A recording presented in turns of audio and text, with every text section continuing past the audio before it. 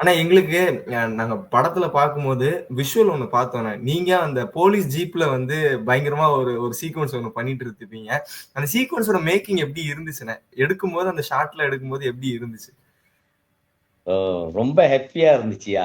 ஏன்னா நான் மிந்தி ஒரு நேரத்துல ஒரு ஒரு வீடியோ கிளிப் செய்வோம் பாருங்க.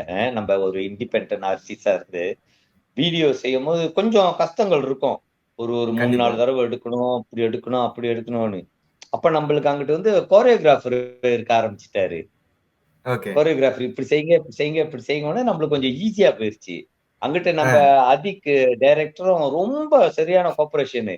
நம்பள ஆ. ஒரு ஒரு ஒரு எத்தனையோ செகண்ட் எடுத்துப்புட்டு டக்குன்னு நிப்பாட்டிருவாரு. "அண்ணே மசாலா டீ ஓகே. குடிங்கண்ணே. கொஞ்ச நேரம் ஆ, ரெஸ்ட் எடுங்கண்ணே. இந்த எனர்ஜி வாட்டர்லாம் இருக்கு ஊர்ல உள்ளது. அத கொஞ்சம் குடிச்சுக்கங்க."